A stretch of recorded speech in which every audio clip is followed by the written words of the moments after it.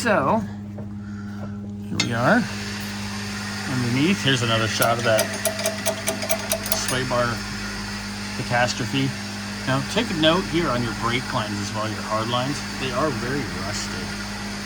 That could pose a problem, along with disassembly, etc. You can see someone's already rounded that off in the past.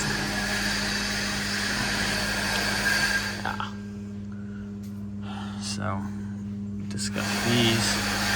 A little bit of leakage here around the filler on the rear diff. Let's see here. Fuel hose on our outlet. It's a little on the tight side. And somebody went crazy with the undercoat down here, which is a little much. But we'll have to drain this tank first to see what we got going on exactly. So we'll get that done. Our vent hose is split. That's lovely. So we need to replace that. That's no big deal. Exhaust system. Well, before we get to exhaust system, let's go to our diff. This has never been opened up, it looks like. That's a bit scary because you do not know what kind of condition the gear oil is in there. So I would recommend at least draining this. But while we're at it, we might as well do a reseal here because it makes our life a lot easier when the axles are out to pull the third member out as well and clean everything. But it doesn't feel overly chunky, so that's good. Like, it's nice and smooth. I don't hear any clunk, clunk, clunk, clunk, which we get a lot. Let's see here. U-joints actually feel pretty good. I'm happy with that. I'm not happy that the exhaust system touches the shocks. That's just not paying attention during your fabrication. It's just a simple reclock, just a little bit would have saved that. The mounts up here, they're really nice. They're actually the same ones I'm using on Ken's wagon. They're quite nice. It is a true dual setup with an X-pipe, which it's mild steel, but that's fine. It looks really good, actually. It's quite nicely done. And I mean, even though a lot of it's press bent, it's not terrible at all. Our headers, oh, they're tri-wise, very nice. They're what? Nice tri-Y headers. That's very, very nice. And they got the ball and socket style mount. That's pretty good. I'm actually pretty stoked about these headers. They're not bad. But as you can see here with our steering, this has been attempted to be repaired before.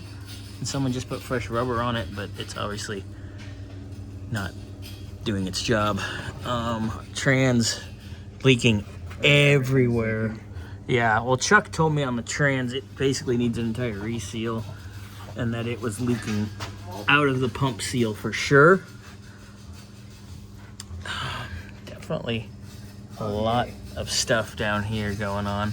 Our parking brake cables are actually functional. What'd you see, Xander? The ball joints up here are bolt. Yeah, that means they've been replaced already. The lower ones are rivets, so. Yeah, so the lowers haven't been replaced. The uppers have been. But bang for your buck, you just buy the arm complete and you're done. Yeah. Way more cost effective. That rag joint up there on the steering box, that's seen better days. There's some nice stuff on this thing. Yeah, it's definitely got a lot of potential. You know, all the rest of the steering stuff, I know we already discussed it, but it's all rebuildable, replaceable, and not a lot of money. So that's doable. Ooh, motor mount is toast. Starter, goop covered, oil pan, leaking. Basically, if it's an oil seal, it's leaking. But not too bad, really. Oh, there's our cooling system leak right there. core plug right there. There we go. That's probably where our pressure loss is, actually. And we got all this leaky. So much fun. But overall, the car is not bad. It's solid down here. So I'm pretty happy with it. There's just, you know, a lot of work. And yes, this does have an oil filter relocation adapter, which was needed obviously for this sway bar. But easy peasy. I would probably put a little nicer line on there. Something that's not just a hose clamp, but you know. Ooh, there's our other coolant leak, because you can see it on that lower hose. All right, we've played find the leaks, and I'd say definitely replace your belts too. But not too shabby, honestly. All right, so we got everything underneath the car done. All the suspension stuff checked. Tomorrow, because it's getting late for me, it's only 2:15, but I have to leave at 2:30 today. I will do the compression test in the morning, and we will go from there. Compression test and interior.